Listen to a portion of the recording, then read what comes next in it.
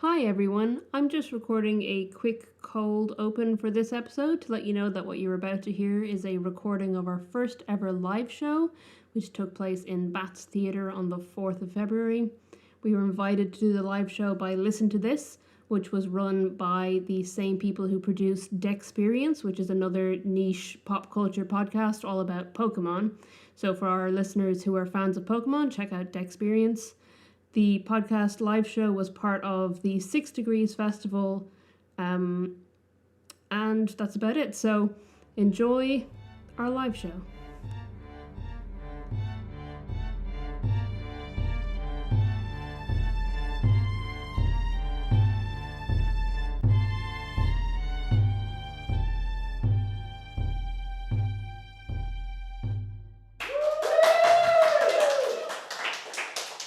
Hi everybody, I'm Lisa. And I'm Nick. And welcome to It Takes Two, a podcast where two people take two movies with the same plot or premise and watch and discuss them. And in this week's episode, we're discussing Bug's Life and Galaxy Quest. Yes. So this is our first ever live show. So it's the first time we've had an actual audience who made a surprising amount of noise just there.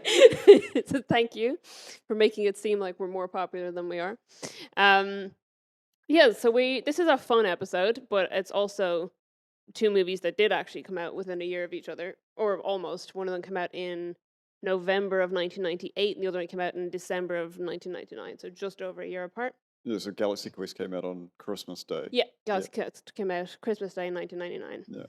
Yeah. So this is, classic DreamWorks versus Disney production, which it legitimately is, because DreamWorks produced Galaxy Quest. Yeah. And A Bug's Life is Disney Pixar. Yeah, because it was at the beginning of the juggernaut that is Pixar now. Yeah, it was their second feature. Yeah, second with Tim Allen as well. No, Tim Allen's not in A Bug's Life. I'm getting my wires crossed already. You're mixing up the movies. Yeah. I know they're very similar. So these are two movies. Where I will describe the plot of a movie and you can guess which one I'm describing.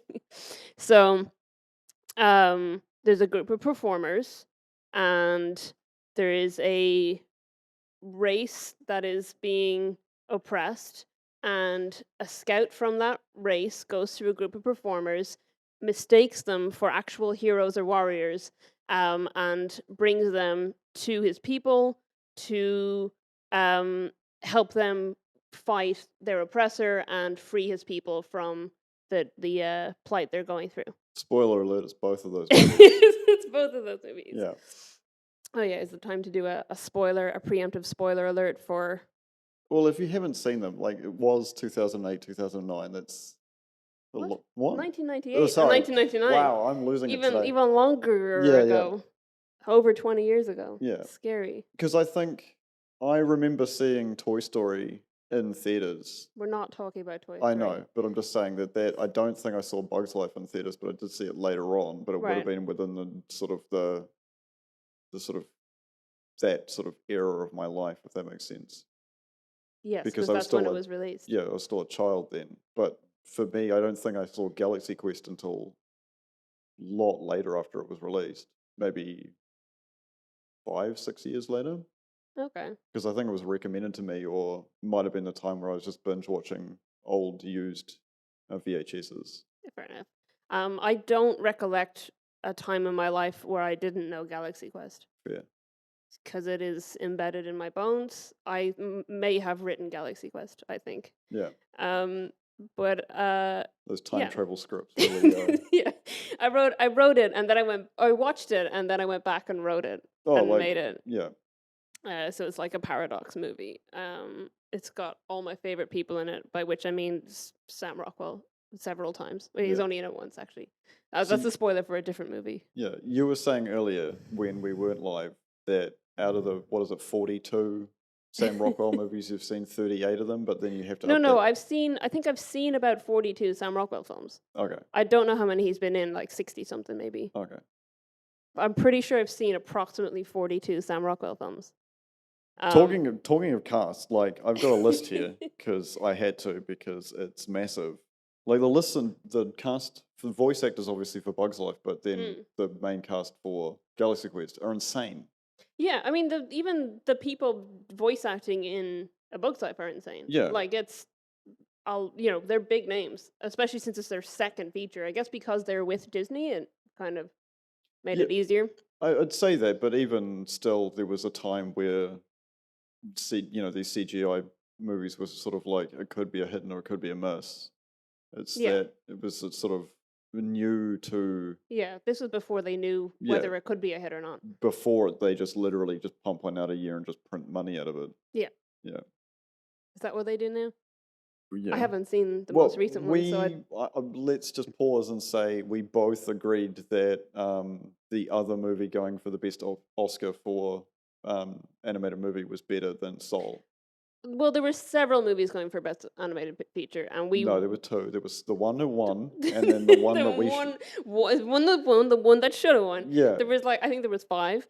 But we're biased because the other one was an Irish movie, and I know several people who worked on it. So that wasn't the bias for me, but okay, it might have been it's your a bias. good movie, though. Yeah, it is a really good movie.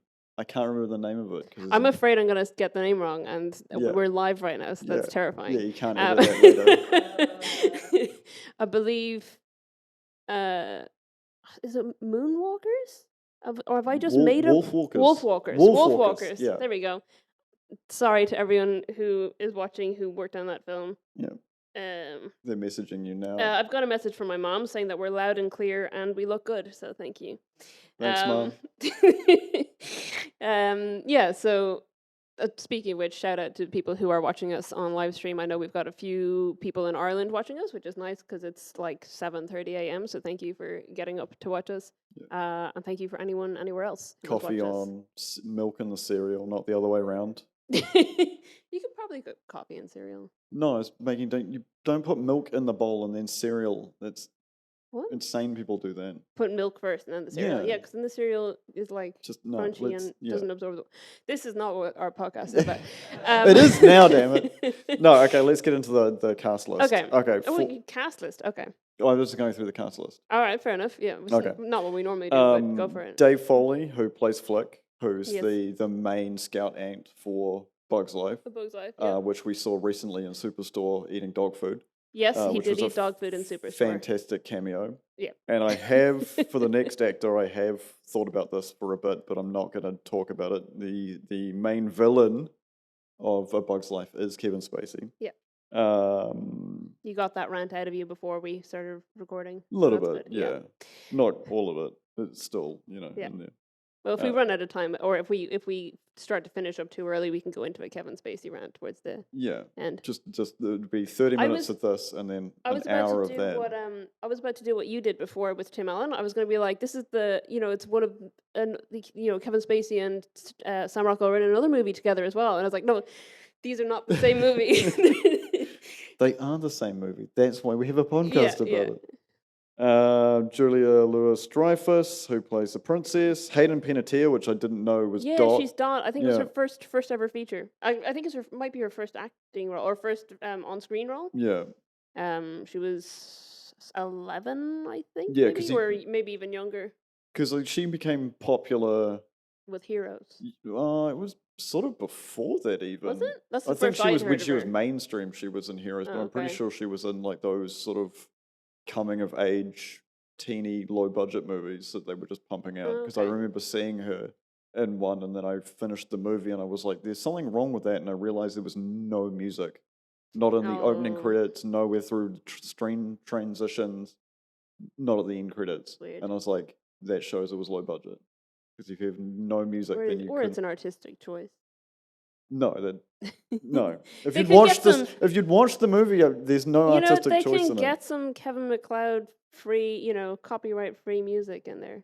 It's what everyone I know who's an animator did when we were doing projects in school and in college. Yeah, that's what everyone does now as well. Because the internet's full of people that are just like, I don't care if I'm not going to get paid. I'm just going to pump out music, and if people listen to it, man, can steal it if they want to. It's free.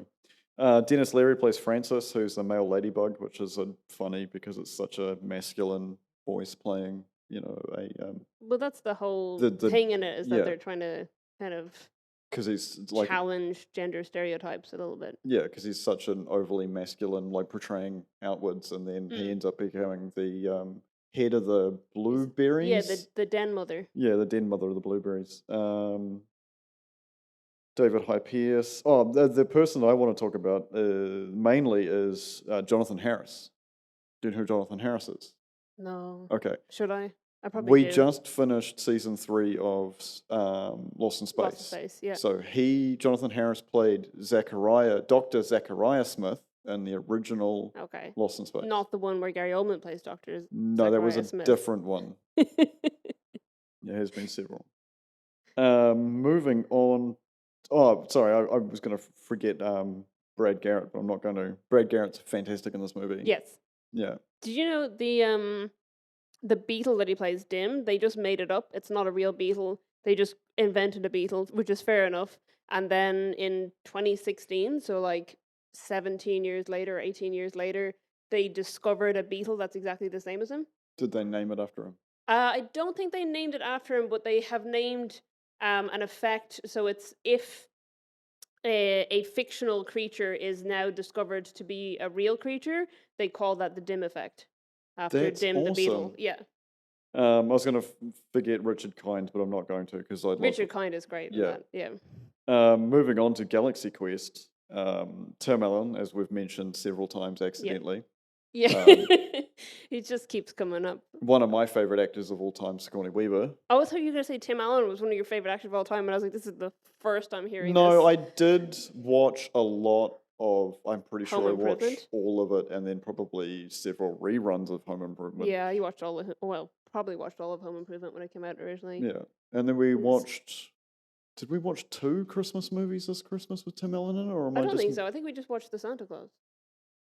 Yeah, that's right. I don't, that's only one movie. No, because we're watching that stupid movie we watched it earlier today. We Yeah. watched a Guess the Movie Christmas movie quiz on YouTube that we found, and it had, I think, 3 different movies that had Tim Allen in them as Christmas movies. Yeah, it was Christmas with the Kroogs, and then... No, because it was the Cranks. Cranks, and then several variants of the... Yeah, I think the Santa Claus and the Santa Claus 2. Yeah.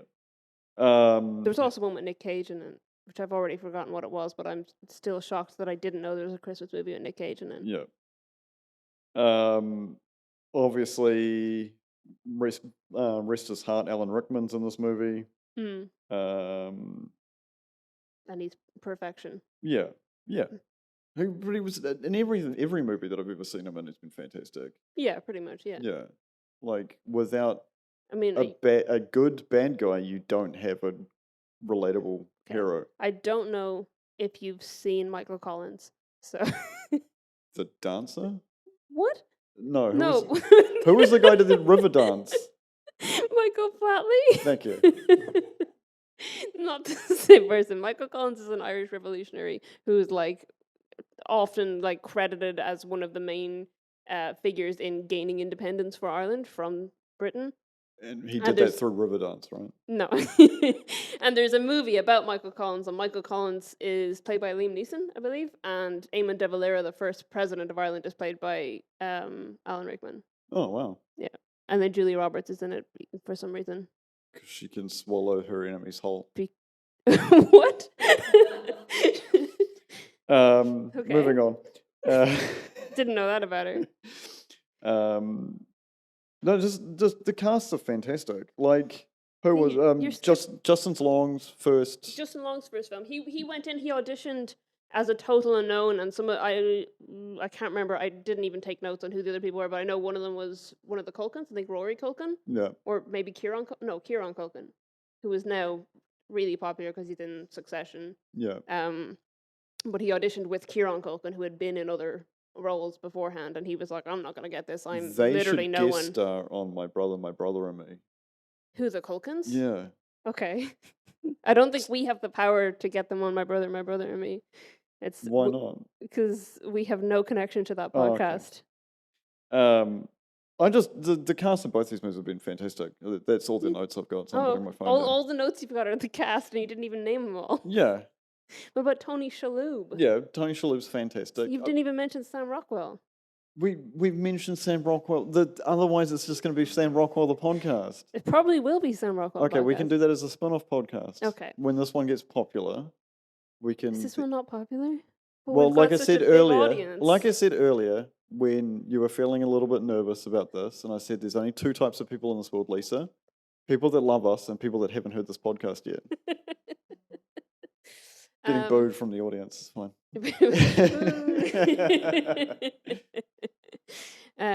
Right. So I suppose we should get into the plot. Yeah, the plot. Plot of these movies. Well, I've already described it. Yeah. That's the end of the episode. Thanks for coming. Yeah.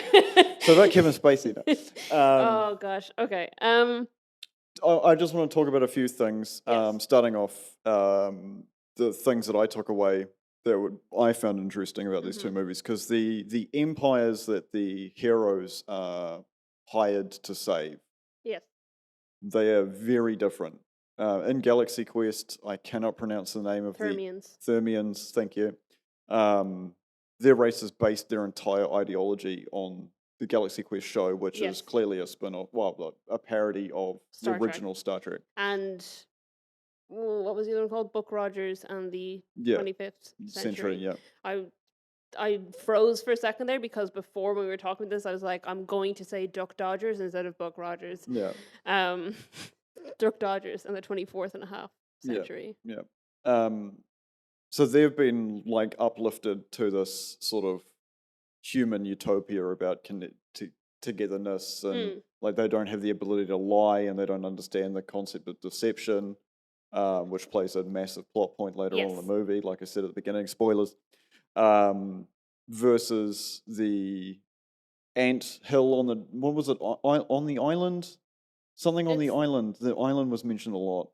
Yeah, so it's like a tiny little island in like a stream. And that's where the anthill is. So it's interesting because... Anthill Island, I think. Yeah, something along those lines. That's canonically its name from now on. We've decided. We've named it. Yeah, we have the power. The camera's on us. Their empire is in decline because they have no innovation. Because Flick, as this person who they basically send off to die, yes, is the only person innovating, and they're all... like he's like a freak weirdo that they just like leave on the outskirts, and it's really bizarre because his equipment and machinery is literally their savior, and it's the scene at the end of the movie where they're celebrating as the heroes are leaving. Sorry, I'm jumping all over the place, but this is how we do it. It's fine. This is how we roll. This is how my brain works. His like the ability to cut down. He's got like some sort of weird like chest harness lumberjack machine that he's built. Yeah. With like a perpetual motion. Yeah, because they're trying to harvest grain individually, one at a time. Yeah, and what he's done is he's designed this machine to cut down the stalk and harvest the grain out of it and then shoot the stalk away. Yeah, which they use as fireworks at the end of the movie. Yeah, which doesn't make any sense, but it doesn't matter. It's okay. We'll accept it. The point being is just like you see that like that's to me the biggest differences between the two movies. It's the differences of the actual empires that are hiring the actors. Yeah, I think the other thing is where the focus lies. So that was the big difference I took away from it, is where the focus is in the movies. So in A Bug's Life, the focus is on the ants. Yeah. For the whole thing, you start off with the ants, you learn about the ants, whatever. In Galaxy Quest, the focus is on that group of actors. Yeah. So you see everything from their point of view, and then they get bits of knowledge about the Thermians and their home planet, and et cetera, and we don't learn about those things until those actors do. Yeah. Whereas in A Bug's Life, we learn all about the anthill, how it runs, who's in charge, who's going to be in charge next, what the line of succession is, everything before we even get introduced to the circus bugs. I was going to say the actors, but they're circus bugs in this one. Fired circus bugs at the beginning. Yes. We get to see them get fired. Yeah. At the beginning of the movie. Out of a cannon. Yes. So we do. So yeah. So I think the focus is in totally different places, because obviously in A Bug's Life you have like going off to find these bugs, or to find tough bugs, as he says, and then he comes across this group that they're a circus troupe, but he doesn't realize that he finds them in a bar. and they're putting on a Robin Hood show to scare off some flies that are trying to attack them, and he sees them and thinks it's a real fight. And it's also that big town, small country thing going on. Because Yes. it's, like I said about the empire in decline, it shows because they're basically sort of Iron Age versus everybody. Like they've got sort of, it's not accurate, but they've got like millipedes using as like horses, and they're using glow bugs with coloured plastic to change like spotlighting. And it shows that like it's sort of like you're going from this very arcane empire into like modern. Yeah, because the ants they do everything by hand, they do everything by tradition. There's like a whole sequence where they're, lining up to put all the grains and berries they found on their like offering rock. And a leaf falls down and they panic because they don't know how to get past the leaf, and they have to be led around it. Which is funny because I think ants in real life follow a scent trail rather than being able to see the other ant, so they would get lost if a big leaf fell down. Yeah, they'd probably find it back quicker than that, though. There's a phenomenon in ants called the circle of death, and what happens is that they lose the trail and then they just end up swirling around continuously until they die of exhaustion, which is really cool to look at, but also really bizarre. Yeah, you don't think sad. I think it's sad. Yeah. That's very upsetting, actually. Yeah. You just lose. Imagine if they just did that in a book's life. The leaf falls down and the ants just circle until they die. It'd be a very short movie. There'd be no going off to find anybody. It'd just be like, well, this is something that happens in nature. Well, moving on to the next IP, I guess. Yeah, it's because the whole plot of A Bug's Life is based on like a story about an ant and a grasshopper, and it's the grasshopper is eating the food all the time, and then when winter comes he's got no food, whereas the ant has been stockpiling and it's whatever. And it was literally the guy who wrote it was like, why doesn't the grasshopper just take the food? And then they wrote a movie about it. So what played in my head was Fry telling Bender about the in Futurama. Yeah. It was like, oh, and then the grasshopper got a sports car. That whole rant, and he's just like, just never mind. Just where my mind was playing. Yeah. I give up, that whole spiel. The interesting part, because it becomes more of a symbiotic relationship between the grasshoppers needing the ants and then the grasshoppers knowing the ants don't need them. Yeah. And that's why there's this like Hopper has a fear of rebellion. Which is quite interesting in comparison to the Thermians, who are literally, I can't remember what the race of the bad guys are in Galaxy Quest. I don't remember either. I don't think they're ever named, because it's just Saris, and then like because I had to look through like the cast list, and it's like Saris, and then like Saris's soldiers, Saris's whatever. So I don't know if it actually names the race of those aliens, but Saris is the big bad. Yeah. Oh no.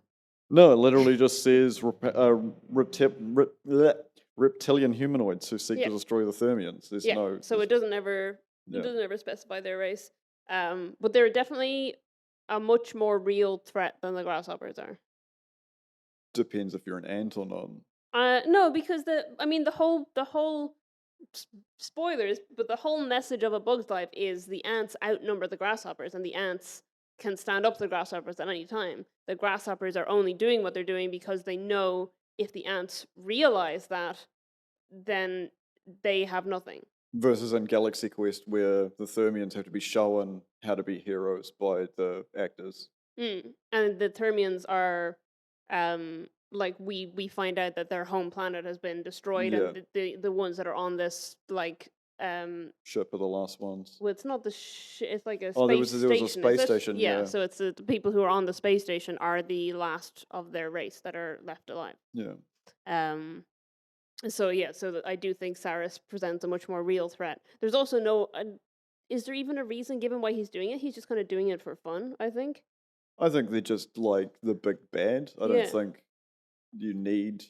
When you're talking about genociding an entire planet of people, I don't think you need a motivation to justify it, because it just, in general, it's a terrible thing to do. Yeah, but I mean, Thanos has like his like justification and stuff, you know. Yeah, I Thanos think also had Saris is several just movies and several yeah, but decades of I comic books to think that justify it. Saris is just sadistic and just wants to prove a point that he can do this. Yeah. It's just fun for him. Yeah, because it's not sort of like a resource grab, which No. is Hopper's whole thing. Yeah. And it's literally just for the fun of it. Yeah. Because he gets a lot of pleasure out of like, you know, realizing what's actually going on when that comes to that moment. Like because he does understand deception and fiction and things like that, whereas the Thermians Oh, right. have no idea. Sorry. In my mind, I was like, when does that happen in Bug's Life? I don't remember that part. No, Saris isn't in A Bug's Life. Yeah, so there's a lot of similarities between these movies. There's weird similarities in these movies. One of the Yeah. things I picked up on this time around, because obviously I've seen both these movies a lot of times, but we rewatched them before this. They both make commentary on, like, I guess the Asian equivalent of blackface and like capitalizing on that for entertainment. Because in A Bug's Life, you have you have Manny the praying mantis and the gypsy moth, who have this like transformation act, and what they do is they take out like a Chinese takeout Oh, container, yeah. and they're like the mystic Chinese chamber or whatever, Yeah. and using the mysticism of the Orient and stuff to do it, and they make this whole like when none of them are supposed to be Chinese or of Asian origin or whatever, they just use this as part of their act to like make it seem more interesting. And then in Galaxy Quest, you have Tech Sergeant Chen, played by Fred Kwan, who was quoted as saying, "Kwan's not even my real last name." Yeah. And when he's like on the show, he's like squinting the whole time, and it's this weird commentary on like just casting white actors in roles and being like, yeah, he's Asian for no reason except I don't know, to have fake diversity in the show, I guess. Yeah, where in actual Star Trek they had quite, well, not great, but it was still like record breaking for the time because I think Kirk and Uhura's kiss was the first on mainstream interracial kissing on mainstream television. Right. Yeah, I don't think it was in film, but I'm pretty sure it was on TV. Right. Because it was the first show that was shown completely in color. Yeah. The first science fiction show I'll just correct myself there, that was shown completely in color. Because Doctor Who, obviously, longer running series, but started off out in black and white and was still black and white for a long time, even after. Which is the first two Doctors are black and white. Yeah, because I think, I don't know. I have to check my dates on it. Pertwee was in color. Floyd will be pulling his hair out. Sorry, Floyd. Yeah. If you're watching. But yeah, so I just thought it was weird that both movies have like a weird, just like a kind of background commentary on that. Yeah.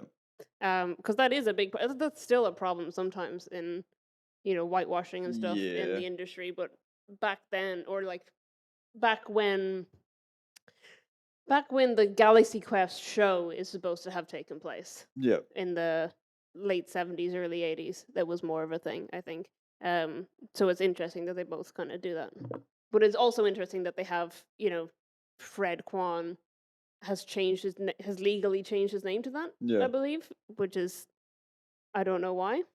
I guess more credibility. Because it's interesting, because when you're talking about the actors playing the characters, the actors playing the actors playing the characters. Yeah, in Galaxy Quest, and how their lives have been affected so heavily, and then you have like that sort of obviously like there's a massive gap in how much caring they still have.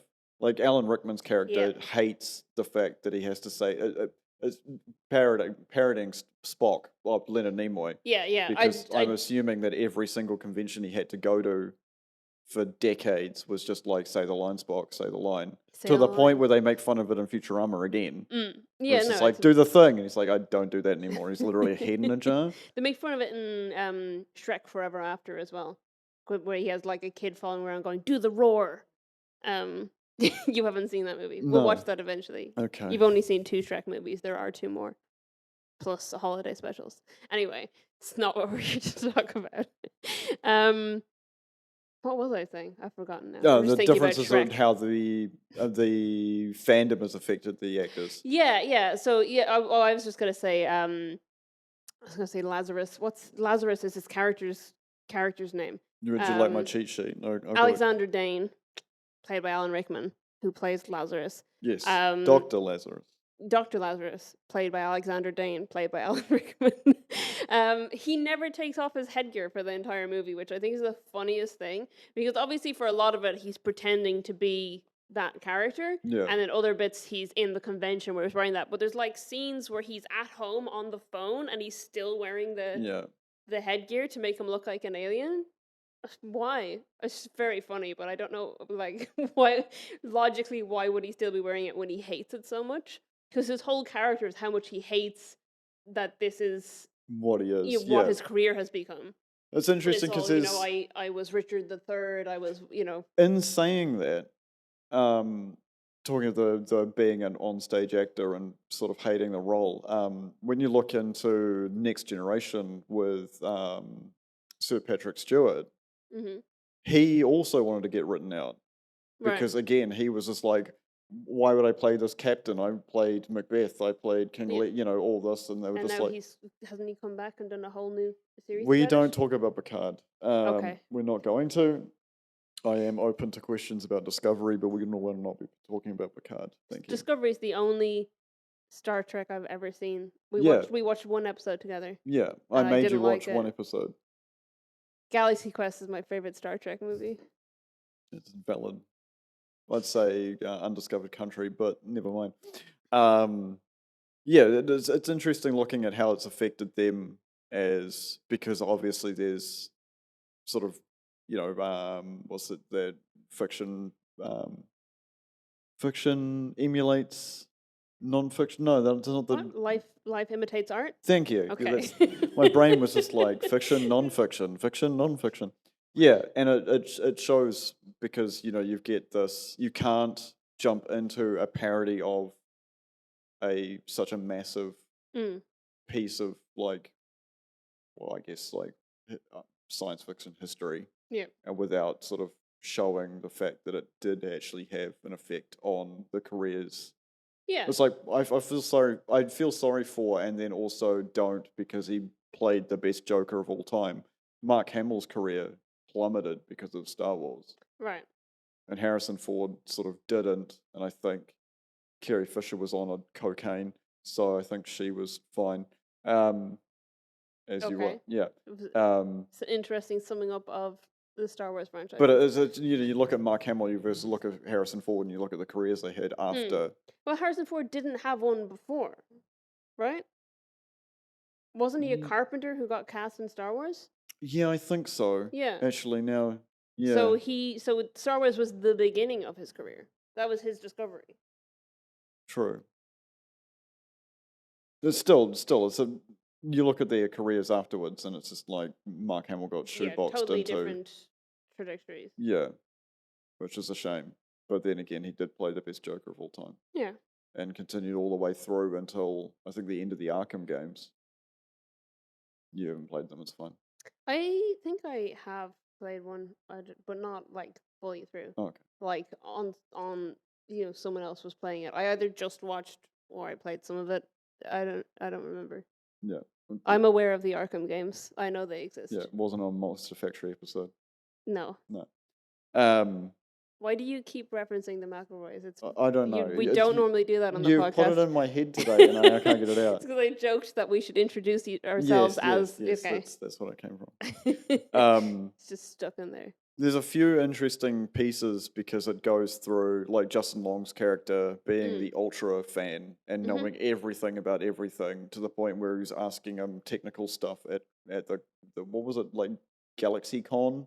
Yeah. Like the fake version of Yeah. their I mean, fandom if you want to get convention. into like the similarities between Galaxy Quest and the real life experiences of the Star Trek actors, there's also like things in there that are based entirely on that. Like, Yeah.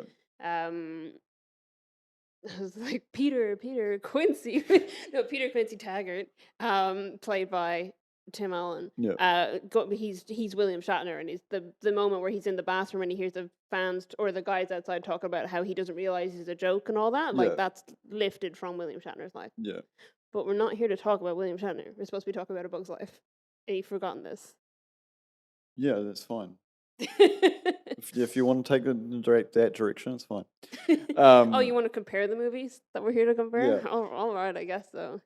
The jumping again randomly around in the timeline. I think the ending of... What? You're just skipping to the end. No, okay, I won't. We'll reverse back. We'll so put at pause the end in of that. the movie. I'll put a pin in that for later. Yeah, but maybe do the end towards the end Okay. would make more sense. So, okay. If we want to take these movies in segments, there is before they find out that they're actors and after they find out that they're actors. Yeah, that makes sense. So we've talked a lot about Galaxy Quest, so we'll skip back to It's a Bug's Life. It's a wonderful Bug's Life. The sequel to It's a Wonderful Life, It's a Bug's Life. Yeah. So that starts out with ants trying to get their stuff together for the grasshoppers, because what they do is the grasshoppers come and take a whole load of food, and then the ants have like a week to gather the rest of the food for themselves. Because of Flick's invention destroys it, knocks it No, off. but that's how it normally would work. Yeah. But in this instance, Flick's invention has knocked all the food down, so the grasshoppers arrive, there's no food for them, and the ants have to gather all the food again for the grasshoppers and themselves, but they're not going to be able to feed themselves. Yeah. So Flick comes up with this plan that he'll go get these like tough bugs to come help them, and they'll fight off the grasshoppers, and then the ants can live peacefully. In A Bug's Life, Flick is kind of seen as like a weirdo, as you said. Yeah. And they mostly say, yes, go do that, because they want him out of the way while they sort stuff out. Yeah. Whereas in Galaxy Quest, it's like the leader of the group is the one who comes down. So it's Mathazar, is he the commander? I don't know if he's commander then. He's definitely commander later on. End, yeah. So I believe he's the commander, Mathazar, and he comes down with a few of his like whatever they're called. I was going to say cohorts, but crew? That's crew, yes. Yeah. It's a shorter word. So he comes down, he goes to Earth with a few of his crew to seek these heroes that they believe are actual heroes and warriors, because they have seen... Which is a fantastic sequence, because they go to Tim Allen, Quincy... Quincy Taggart. Yeah, Quincy Taggart's Tim Allen's house, and he's hungover and in his underwear, and he's like, oh, cool, just wait around, I'll get my pants on. He's thinking it's like someone's just built like a, what do you call it, like a set in their garage. Yeah, so it's so funny, because they show up at the convention at the beginning of it, and he has... So Justin Long and his friends have booked Peter Taggart by himself. No, Peter Taggart is the... I've confused myself. Tim Allen. No. Jason Nesmith. Yeah. Peter Taggart is the character within the movie. It's like Inception. Characters within characters. I've already forgotten the name I just said. Something Nesmith. Whatever. He's the guy. I just think it's funny because Tim Allen. Tim Allen. I think it's funny because he's Nesmith, and in Toy Story he's Mrs. Nesbit, in the bit where Buzz is taken over by, or where he's like lost the arm and he's at the tea party. This is the only scene I remember, other than Sid's like abominations. Is that scene where Tom Hanks as Woody is like pretending to the rest, or is that in 2? No, it is in 1, eh? In what? You haven't told me the scene. Where he loses his mind and he's got one arm. Where Buzz Lightyear loses. Oh, Buzzy has. Buzzy. Old Buzzy. I was mixing up Buzz and Woody into one person. So because there's that scene where he's like at the top of the stairs talking to somebody else, and he's like, no, Buzz is right here, and he's like he's pretending with in his the window, arm. and Buzz is like totally depressed, totally out he's of like, it. oh look, he's giving me a hug. And then they think he's killed them and removed his arm. Yeah. But in that whole sequence in Sid's house, Sid's little sister has Buzz, and that's right. He doesn't have the arm, and she's put like a apron on and brought him to her tea party, and he's Mrs. Nesbitt. Yeah.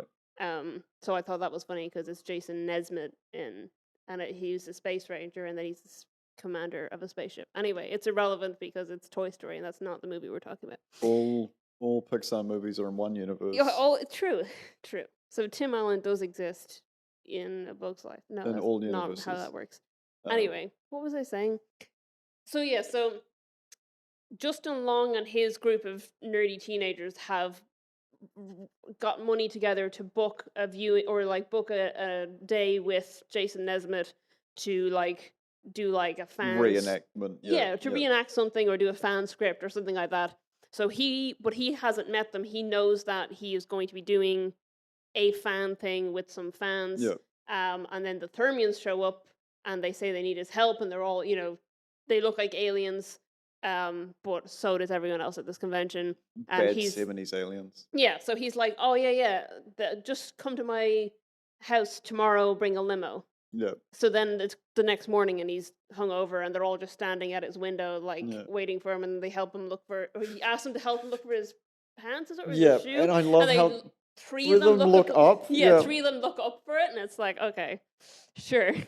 And they're like, we have your limo, and he's like, oh yeah, okay. And then what I love is the confusion comes from the same place, kind of in both movies, because in both movies everything could be explained easily by, or there would be no mistaken identity thing if the person who it was being described to was listening. So in Galaxy Quest, he's in the limo with them, and they're like trying to explain to him about Saris and about their people and what's going on and the war, and he's like, oh yeah, just tell me, and he puts sunglasses on and goes to sleep, and then wakes up on their spaceship or on their space station. Because in that sort of sequence in A Bug's Life flickers on the back of Dim with the two Hungarian tuck and roll. Yeah, I was going to say roly-polies, but I think that's a Kiwi thing as well. Pill bugs. Dung beetles? Is that no, what they I think they were pill bugs. Hang on, I'm going to double check. I think these are all words for the same thing. We call them clocks in Ireland, which is not... What? Or my family called them clocks. I don't know. Or I think it's a similar... Yeah, it says pill bug brothers. There we go. Say that 10 times fast. Pill bug brothers. Don't actually say that. So Tuck and Roll, who do not speak English, are the ones that Flick explains the whole thing to. So what this ends up with in both instances is performers in a place where they think that they're there to perform, and they're actually there to fight, and they don't know that because they haven't got the message when the message was given. So the only difference is in when Tim Allen arrives actually on the ship, and then sort of like goes, whatever, set it to screensaver 2. And then it's like Saris appears, and they're all terrified, and he's sort of still hungover and still drinking his can of, I think it was Diet Coke, or was it Dr. Pepper? I can't remember. I don't remember. I didn't take notes on that. It's irrelevant. Some kind of product placement happens. Yeah. And it's such good product placement that we've forgotten what it is. Yeah, but it probably showed lots of insert name of product, along with the movie. Like the Batman Oreos we got the other day. Oh yeah, we got Batman. We got Oreos with Batman's face on it because they were two for one. No, it was because it had Batman on it. Yeah. That's what the marketing people might want us to think. It was like, I think it was 2. It wasn't 2 for 1, but it was like the second. It worked out with the price that the second packet was only 4 cents. Yeah. So I was like, I'm gonna buy 2 packets of Batman Oreos, and he's got like kissy lips like that comic about Batman being part of the male fantasy and not female fantasy, where she's like, okay, if he was drawn for women, this is what he'd look like, and the guy's like, that makes me uncomfortable. She's like, exactly. Yeah. But that's what he's like on the Oreos. So if anyone hasn't bought any Batman Oreos or hasn't got, doesn't want to support the really interesting looking Batman movie. Where are we up to? Like, we've gone on a really random tangent It's okay. here. We've got like an hour and a half. It's fine. I don't know what time it is. Sets the screensaver 2. Saris appears. The Thermians recoil in horror. He's still hungover. Basically, just says to shoot at them, and then he's like, "I'll go home." Yeah. And then he gets sent to the teleporter, which was just like the most bizarre. Because I know, because the what comes up later is a digitizer. Yes, which was invented in Star Trek to save the production company money because they were going to do like shuttle landings on each planet, and they're like, that's going to be expensive. Yeah. Let's just invent a piece of technology where they just appear, and then you can just have a still frame of them just standing perfectly still, and then they're like, oh yes, it's over there, which was borderline every single. It's like how Stargate SG-1 started with just them arriving in somewhere in British Columbia. Cool. Okay, I've lost you. It's that moment where Tim Allen realizes when he gets punched through a black hole back to Earth. Yeah, so he's like sent in like this slime. He's like covered in slime and then shot through space and lands back on Earth, and then the slime just comes off him. And that is when he's like, oh no, that was real. Yeah. In A Bug's Life, the moment comes when they're having like their feast to like celebrate the fact that the Warriors have come, and they bring. Because it's after they, because Flick knows he's trying to organize with them. No. This is before Flick knows that they're circus bugs. So Flick thinks that they're warriors. They think so. All the ants think that warriors have come here. The warriors, the circus bugs think they're there to perform. Yeah. And there's like whole loads of miscommunication where they play on the fact that like people say break a leg in theater instead of good luck and things like that. So they're like, whoa, they're brutal. They're like gonna break each other's legs and stuff, and knock them dead and things like that. So they still think at this point that they're here to perform, and the ants, including Flick, think that they're here to kill the grasshoppers. Yeah. Or fight the grasshoppers and scare them off. And then they have like this feast to celebrate the fact that they're here. Oh yeah, and it's the Blueberry Scouts, which is all the little baby ants, including Princess Dot, played by Hayden Panettiere, come out, and they have painted a mural for them, and it's like, it's full of like blood and guts, and they've cut Heimlich, the caterpillar, in half. They're like, our art teacher told us that one of you had to die to make it more realistic, and suddenly the circus books are going, I don't think we're here to perform. It's like, I think there's been a miscommunication here. So then Flick is like giving a speech, and they're like tapping him on the shoulder and like whispering, and then he's like, what? So then he makes excuses to go off with them, and they're like, no, we're circus bugs. Like, there's been some cross wires here. We can't do what you want us to do. And then rather than reveal it, there's a moment where someone says something about birds, and then says even Hopper is afraid of birds. Yeah, because that's why Hopper's got this scar on his face. Yeah, so Flick suddenly gets this idea that they can still, make it work, and the ants won't know that he's an idiot who brought like circus bugs instead of warriors, and the circus bugs can keep up the act and things like that. Because there is that scene in the beginning where they end up saving Dot from the bird, and that's where. Yeah, so this happens around this part, I think, doesn't it? I don't know. Because it's when the circus bugs try to leave. Yeah, that's right. Sorry. So the circus bugs decide, they're like, no, this isn't going to work, and they try to leave, but then Dot gets almost attacked by the real bird, and they save her by doing like circusy stuff, and like using themselves as bait and things like that and distractions, and that's how they kind of prove themselves to the ants that they're legit, even though they're not legit. And then they come up with this plan. So I think that was it. I think they went to leave, and then that happened, and then it comes up that Hopper is afraid of birds, and Flick comes up with this plan. So their plan is to build a fake bird to scare off Hopper when he comes, and then he'll be gone and won't come back, and they'll be fine, and the ants will be able to eat the food, and everyone will be happy. It's kind of circular for us as a podcast, because what was our first fun episode was The Great Escape, which is when birds built a plane. Yeah, so now it's bugs building a bird. Building a bird so plane. Then the next one would have to be bacteria building an ant. for this to No. work. Anyway. I don't think that's what happens in our next phone one because we've already recorded the episode. Oh yeah, we have. Shh, spoilers. And I don't think any bacteria build any ants in it. I don't think there's any ants involved. I don't even remember what movie. We've recorded so many in advance. I remember what movies they are. Lucky one of us does. Lucky you're the producer and you remember. We don't want to spoil for everyone. Yeah, because otherwise the entire point of our Twitter and like Instagram stories guess the movies. Yeah, won't work. Yeah. So where were we? Yeah. So, in both instances, there's a moment like there's miscommunications that lead to them both thinking different things are happening, and then there's a moment of realization.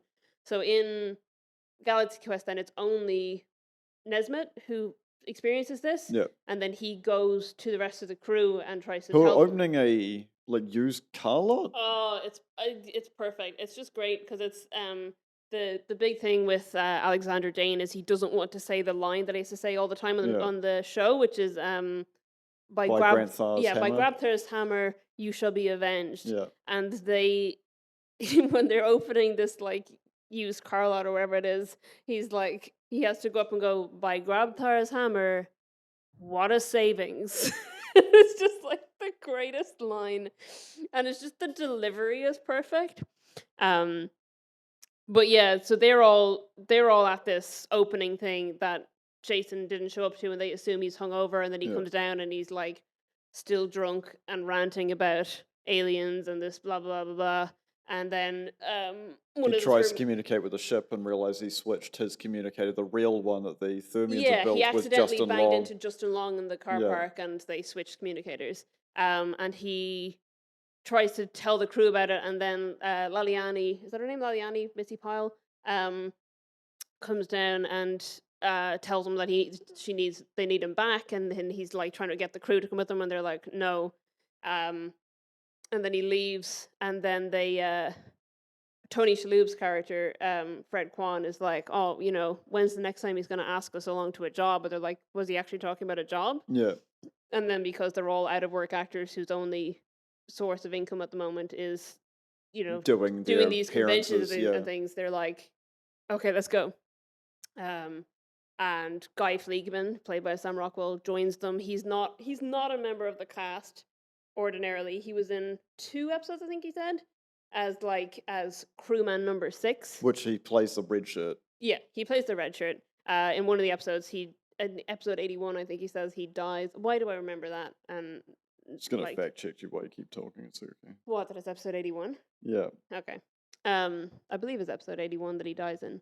It's not mentioned in here. Okay. Crewman number 6. Yeah. Yeah, he's crewman number 6. Yeah. But it's funny because he insists on going with him. So he was the announcer at the convention they were at, and then he's like, I was actually on the show, you might not remember me. Let me sit down and sign my own headshots. Sign my own headshots.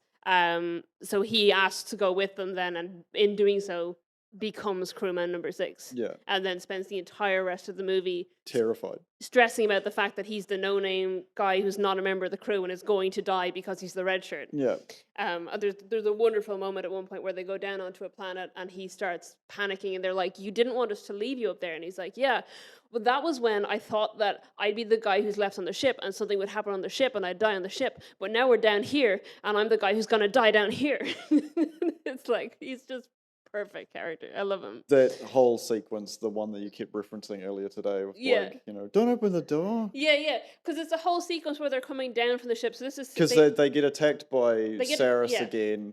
The core, which is just like the beryllium sphere. The beryllium sphere, which was just what was it? They said like plaster and tinfoil. Right. Is cracked. Yeah, so they need a new beryllium sphere. So they locate a planet where they can get a beryllium sphere, and they go down to the planet, and the whole way down, Guy is convinced he's going to die. He's like, I don't even have a last name. And they're like, Guy, you have a last name. And he's like, do I? And no one knows what it is. And then when they get down to the bottom, they just open the door, and he's like, you can't open that. Is there air? You don't know. Yeah. And it's just like the most realistic person in it, because like everyone else is just like accepting this is happening. They're like, yeah, cool, let's go down, let's get onto this planet, let's go get this thing, even though they're just a bunch of actors. My favorite sequence when they first arrive at the starbase, where the what was the ship called?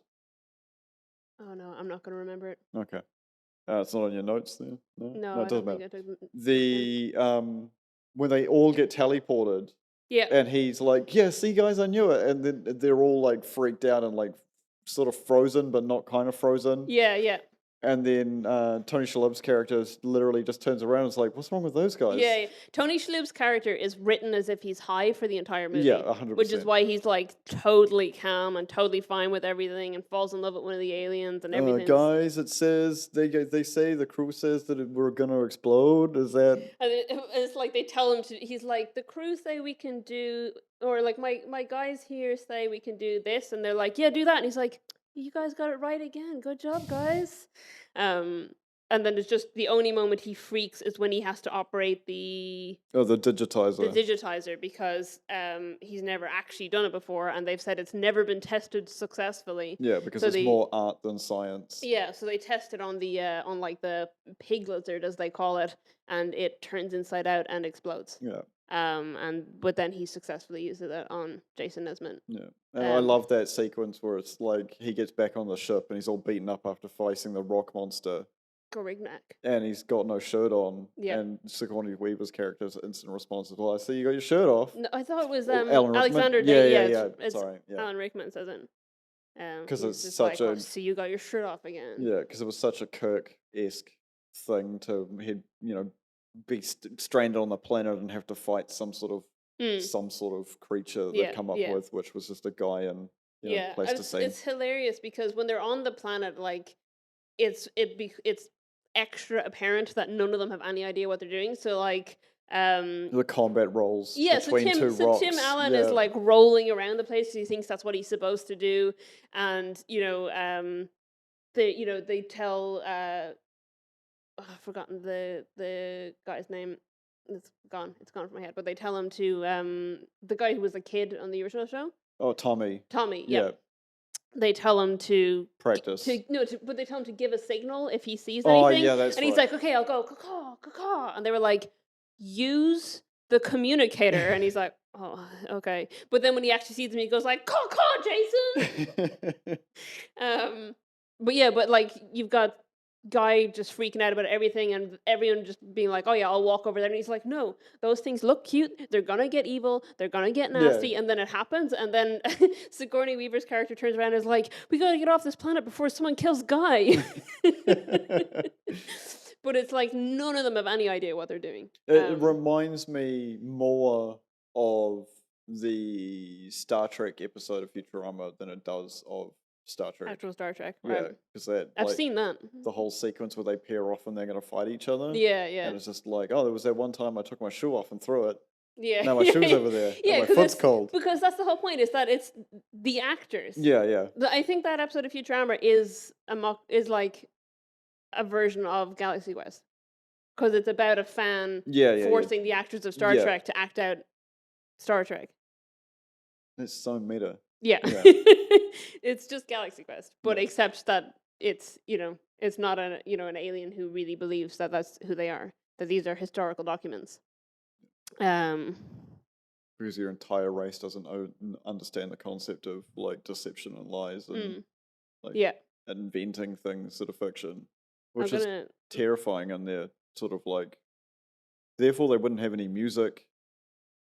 Their stories wouldn't have been told through like retelling, which was a big part of could have been a big part of human development, especially within Mouldydom. It was because there's creation myths and that sort of thing. Yeah. So it'd be an interesting look at that. But then they just saw a TV show and then we're just like, let's base our entire society on this TV show. Yeah, they just don't realize it's a TV show. They see these people and they're like, these are the values that we want to have. We want to be heroic. We want to do this. We want to do that. We want to, but they're not realizing that it's fake. Because it's that real, it's a razor's edge of like high level science fiction. It either goes utopia or dystopia. Yeah. There's no like in between. It's no like, well, other than the stack technology, I think. Oh, you haven't watched Altered Carbon? No. Okay. I'll just continue that conversation with myself and have it later. Okay. Yeah, them building a utopia is interesting because it's Just, how would you look at if we received TV from another system, would we base our entire society around that television? And for the love of God, I hope it's not reality TV. I don't know, but I think it is genuinely. I think it's because they don't have any kind of form of heroism. Really, they're all very, it's all very monotonous, all very whatever, and they aspire to something better, and so they see this and they're like, oh, that's it. That's what I want to be. I think Mathesar particularly is that, and then I think at the end of the movie, Mathesar gets to be that hero, which is great. Because it's not really a sort of a mirror of the audience. Like their race, the Thermians aren't a mirror of the audience, because it's like COVID's proved it. We're not like heading towards the utopia, unfortunately, with the current state of affairs. No, we're into the dystopia. We've entered the Twilight Zone. Yeah. No, I think William Shatner was in there. Yeah. Moving on. Yeah, I think Mathesar in particular, who is like their leader, very much aspires to be the hero that he sees these characters are, and so that's him going like, I can do this, but he doesn't really believe he can do it, so he believes he needs them to do it. So by the end of the movie, we realize Mathesar is much more heroic than they actually are.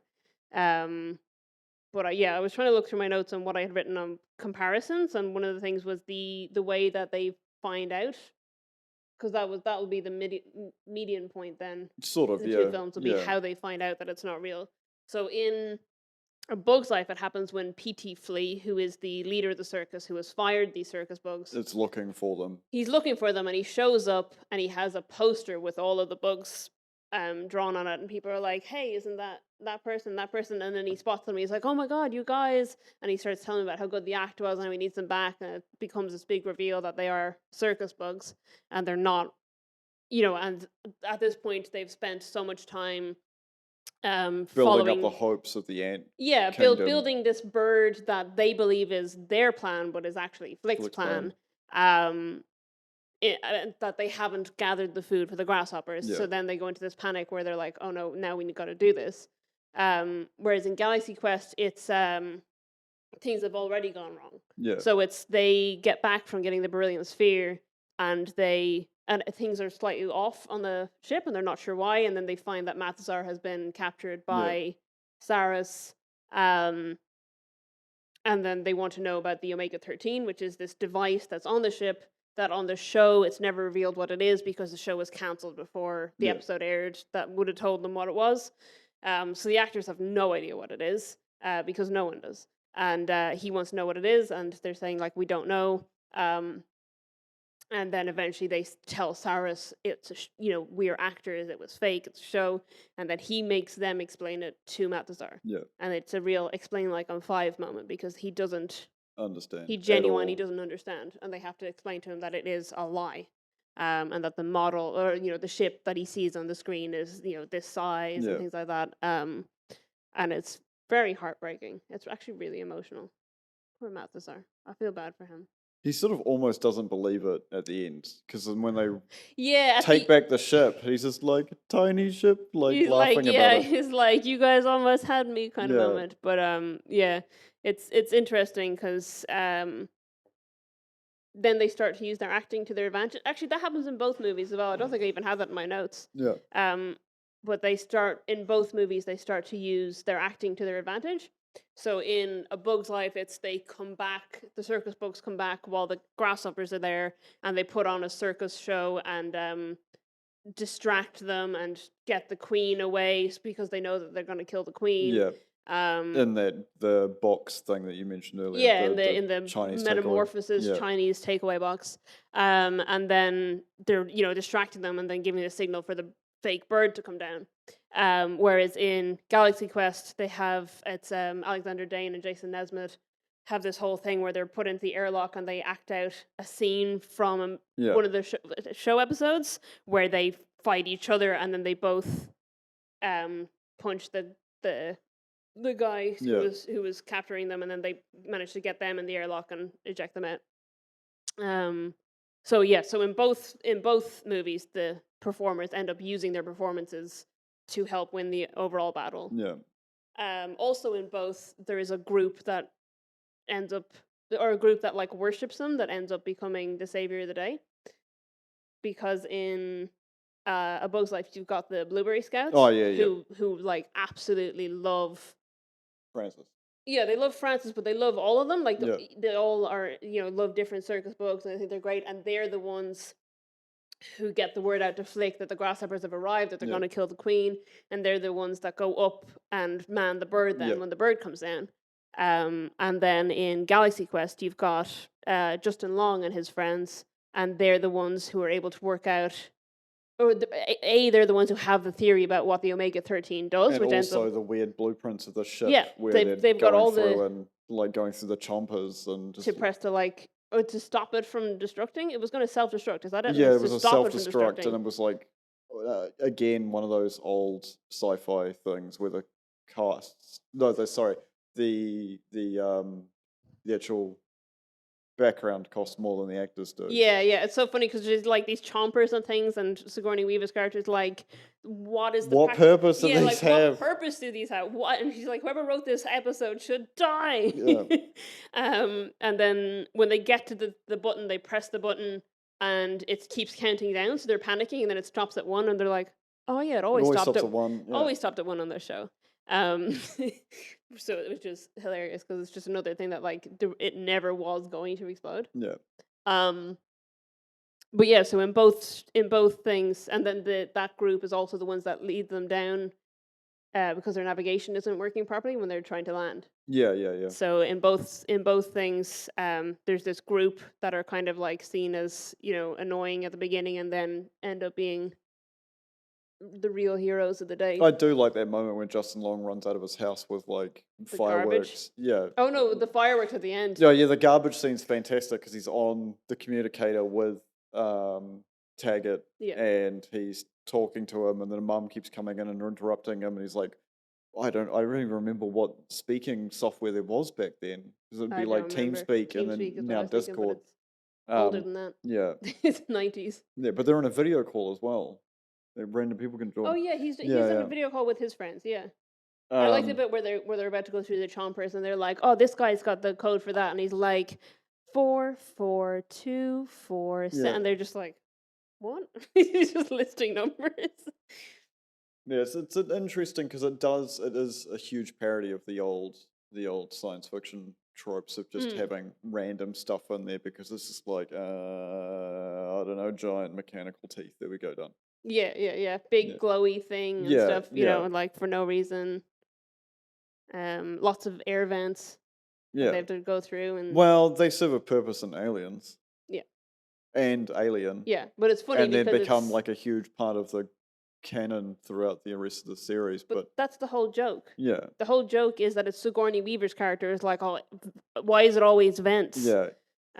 Because it was her that did that. So we both drank drinks. Yeah. Took drinks at the same time. It was a bad time. Some radio silence there while we're drinking some water. Yeah, it's fine. We're on camera. It's okay. Oh, There's no dead air. Don't. Well, I was gonna say there will be when I edit it, but I can edit that out. Yeah. Let's just move on. I forgot how editing works. Yeah.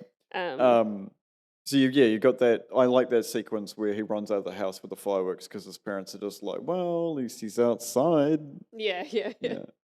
So then towards the end of the movies, in both cases, the person who originally scouted for the warriors saves the day kind of by standing up to the oppressor. So in A Bug's Life, it's after the bird, so they have the bird coming down, and then P.T. Flea, who's an idiot, sets it on fire, thinking he's saving the day, but then the grasshoppers realize it's a bunch of ants in it, and they get annoyed. And Flick is like, he stands up to him and he's like, "Well, there's so many of us and whatever." And then he kind of looks at him and goes, "And you know that?" Yeah. And he realizes that that's what Hopper is really afraid of. So he stands up to him, and then all the ants come down, and the ants like start to take on the grasshoppers. But then it starts to rain, and so Hopper gets away with Flick, and then Ada, the other princess, manages to get him away from Hopper, and then he gets her to lead them to the bird. where Hopper shows up and he gets eaten. Yeah. One of my favorite things is I was looking at the IMDb trivia for A Bug's Life, and like 50% of the IMDb trivia for A Bug's Life is like, it's the first Pixar movie to do this. It's the second Pixar movie to do this. It's like, yeah, it's only the second one. Yeah. But my favorite was Hopper is the first Pixar villain to be killed on screen. And I was like, did they want the toys to kill Sid? Like, what were they thinking about? Like, well, they like, did eventually. What? Well, because if every Pixar movies were like interconnected, the toys didn't kill Sid. No, but if every like thing that we've given life to has an appearance or has like gained sentience. Oh God. Because that's why the cars get sentience, because so many people love cars. Look, just go with me on this. Okay. Well, in Toy Story 4, it's once they put like a face on it because she gets the fork and draws lives on it. That's the whole thing. Okay, but we don't see Sid die on screen. No, and he definitely wasn't the first one. Hopper was. Hopper's the first Pixar villain to die on screen. Yeah, but the toys killed everybody. The toys didn't kill everybody. Everyone had to evacuate to space, and that's how we get Wall-E. Your Toy Story conspiracy theories. That's not what happens. It's not a conspiracy. If the car, the pizza delivery car is in every single movie, that they're all in the same universe. Okay, I understand that, but the toys didn't kill Sid. No, but they were the beginning of the uprising. Okay, all right. So sure. Don't argue you with can me. write your fan fiction later. I have read enough Reddit posts, thank you. /fan fiction. Or / fan theories. fiction. Fan theories.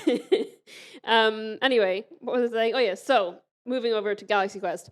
In Galaxy Quest, you have the sequence where you think it's you think they've defeated Saris and everything's good. And then Saris arrives on the bridge and he's wearing a cloaking device the same as the Thermians use to cloak themselves because they look like squid people. Yeah.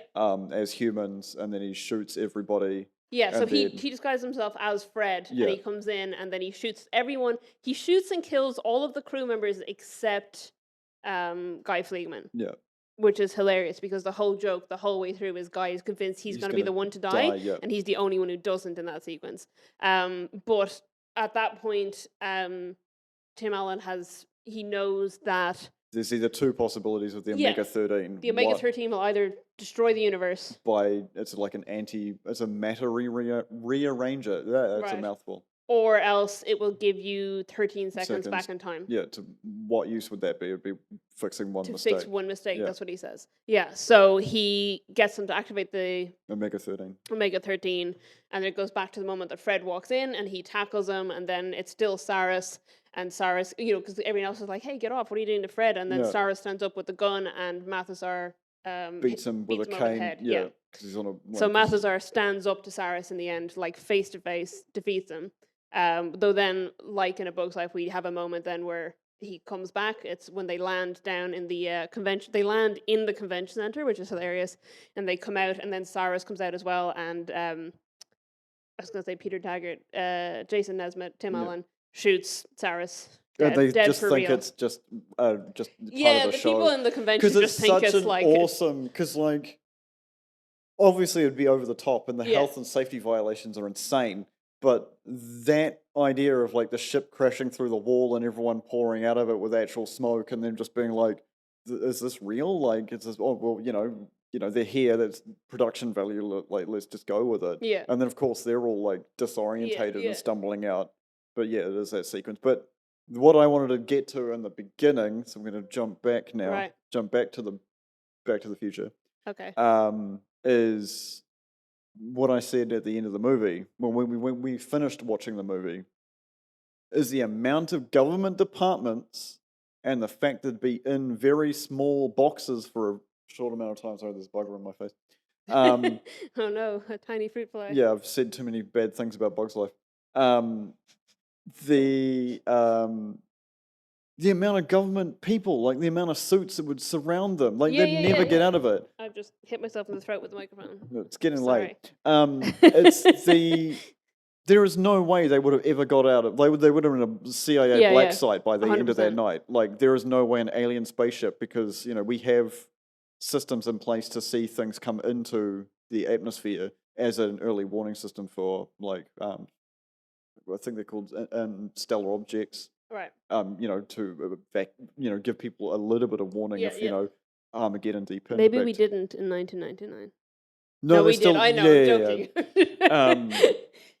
And an actual alien space swarmed. Yeah, and the amount of information they would have had. Yeah. Because they've just been like, oh, cool. You don't need us anymore. We're going back to Earth, and you're arriving back on Earth with a literal, like, the insane amount of technology that would be in there. Like, what I want to get to at the end of it, because we have to wrap up shortly, is talking of sequels. Because obviously there was like not a real sequel for Galaxy Quest. Yeah, they were supposed to be. They were in talks to do a real sequel, and then Alan Rickman died. Yeah. So they can't do it anymore. Because I remember hearing about it, like, I think when it's like maybe it would have been mid-2000s. Right. It wasn't like, I think it was long pre-production hell. But yeah, out of all the early franchises for Pixar. Bugs Life didn't get a sequel. Yep, didn't need one. Yeah, true. But in saying that, Galaxy Quest really didn't need a sequel either. No, that was nicely. We just like. Yeah. So in the end of both films, the performers go off and some other people join them. So in A Bug's Life, the circus bugs go back on the road, and some of the ants join them as a group, and also Molt, played by Richard Kind, who is Hopper's brother. Yeah. Joins the circus because he's too nice to be an evil grasshopper anyway. And in Galaxy Quest, they bring the show back for a reunion, and Guy gets an actual role, and Laliana, who's played by Misty Pyle. It was a reboot, right? Is it a reboot? Oh, it was no, because it's the same actors, it's the same characters. It's sort of like gets de-cancelled, or they get another sequel. I think they just get like a reunion season. Yeah. So one of the aliens who has fallen in love with Fred joins that as well. How could you not? Yeah. How could you not fall in love with Fred? Very briefly, I'll go through some of my IMDb notes. I know that Molt in A Bug's Life was created because they wanted to have like a comic relief to some of Hopper's stuff. Yeah, because without him, he would have just been like horrible. They would have scared it would have been kids. really terrifying. Yeah. But they also had originally just had him be just like a random grasshopper, and then they realized that Hopper would not put up with that unless he was family, so that's why they made him his brother. They did weird things with bugs, so like they created a new bug for Dim. The gypsy moths, females can't fly, only the males can fly, and the ants only have 4 legs when they should have 6. Because they thought it made them look too sinister if they had 6, whereas they gave the grasshoppers the extra legs because they wanted them to look creepy. It's also the first Pixar film to have outtakes, and it was the only computer animated film produced in a widescreen aspect ratio in the 20th century. Oh, wow. That's fun. What were my... Oh, yeah, because that was the one I wanted to get to, was... Guy Fleegman they say in the movie that he was an adult on the show, whereas the other guy, Tommy, was a child on the show, but he's actually older than Sam Rockwell. So it didn't make any sense that he would be... I'd never thought about that until now. Yeah. So it doesn't make any sense. Because it's clearly set in the 90s. So if it was a 70s show and he was a random cast member... Yeah, it doesn't make any sense because he's younger than the guy who played a child on the show, so it was bizarre. Maybe he's just like Will Wheaton and just never aged, so he just looks the same way he did 10 years ago. So briefly, which of these films do you think cost more to make? Oh, that's a good question. Yeah. See if you can ballpark it. How much do you think they each cost to make? I'd say A Bug's Life, it'd be in the 90 million-esque era. And I think we'll go 105 for Galaxy Quest. Wrong. Way off? A Bug's Life was 120 million to make. Okay. Galaxy Quest was 45 million. Wow. Way less. Way less. So Galaxy Quest made 90 million in box office, so it made double. Yeah. Bug's Life made 363 million, so it made Of course triple it what did. it did. It's printing money. Yeah.